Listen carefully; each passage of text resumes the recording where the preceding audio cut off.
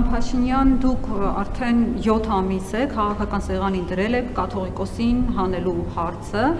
արդեն 7 ամիս է այդ հարցը պահում եք օրակարգում, տպավորություն է, որ եթե կաթողիկոսին հանեցիք ու դրեցիք ձեզ ենթարկվող, ձեզ հավատարիմ ինչ-որ մեկին, ասենք Արայիկ Հարությունյանին, Արսեն Թորոսյանին, այս երկրի բոլոր հարցերը լուծվելու են ընդհանրապես։ Ես նայում եմ վարչապետի լիազորությունները, վարչապետի լիազորությունների մեջ մտնում է գործադիր իշխանության հարցերը, ներքին, արտաքին քաղաքականություն, գործադիր իշխանություն։ Ձեր լիազորությունների մեջ ոչ միտեղ չեմ գտնում, որ մտածել եկեղեցական հարցերով զբաղվելը կաթողիկոսի զավակ ունենալու հարցով զբաղվելը։ Լավ, ենթադրենք կաթողիկոսը իսկապես զավակ ունի, ընդունենք այդ փաստը, պարոն Փաշինյան։ Այդ զավակ ունենալը ձեր ընտրողներին ինչ վնաս է տալիս։ Ասենք ինչով է այդ փաստը վնասում։ Եթե մի քիչ ցինիկ գտնվենք, ասենք ընդհակառակը կաթողիկոսը նպաստել է ձեր խոստումների իրականացմանը։ Դուք եք չի ասել, որ Հայաստանի բնակչությունը 5 միլիոն է դառնալու։ Հո այդ 5 միլիոնը թուրքերով չէ դառնալու, հայերով է դառնում, նպաստել է բնակչության աճին, զարգացմանը եւ այլն։ Ընդհանրապես ո՞րն է ավելի մեծ մեղք, ուզում եմ հասկանալ, զավակ ունենալն է ավելի մեծ մեղք, թե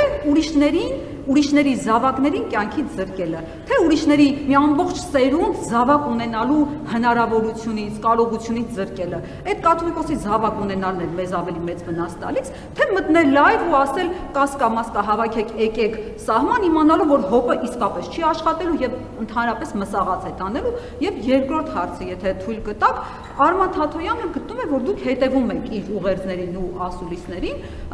ինքը օրինակ խոսեց պաշտոնյաների հայրախոսության մասին եւ դուք ընդունեցիք էթիկայի կանոնագիր, 3 ԱԺ-ում ընդունեցիք, որ նախկին նախագահների թեման իրոք շատ եք արդեն դրել վերցրել, այդ օրակարգը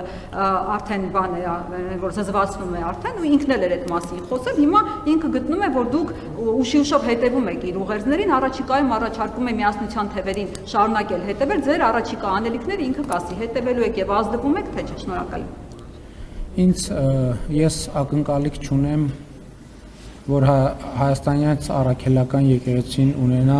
ինձ հավատարիմ, ինչպես դուք ասացիք, կաթողիկոս, ես ակնկալիք ունեմ, որ հայաստանյան առաքելական սուրբ եկեղեցին ունենա Աստծուն հավատարիմ կաթողիկոս,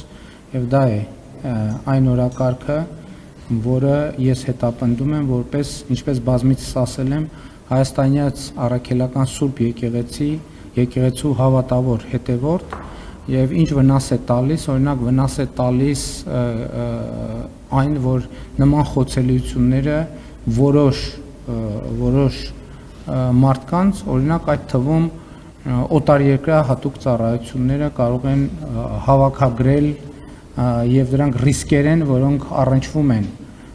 պետական անվտանգության հետ եւ պետությունը պետքա այդ ռիսկերի նկատմամբ շատ ուշադիր լինի, ինչ վերաբերվում է ձեր մյուս հարցին, ես գիտեք ինչ, մեկնաբանելու շատ բան չեմ տեսնում, բոլորին հաջողություն եմ մաղթում։